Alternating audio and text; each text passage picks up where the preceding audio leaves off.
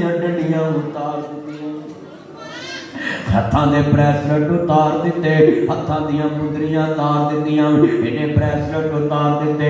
कहंदी लै वे मेरे बाबल दे बेलिया, अभी ते मैं इतने जोगी है, कर्जा मैं उतार देवांगी।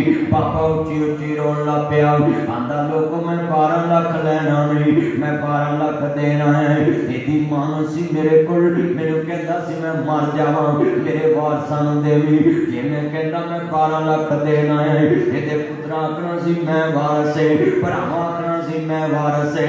पर आंदा अज पता लगा है मोया दा कौन वारस बनदा है। आंदा अज पता लगा है धीआं घर मापिआं दे रहमतां ने हुंदियां, मापिआं नूं दुख आवे बुक बुक ने रोंदियां। पर जिन्हां दे मां बाप भैन भाई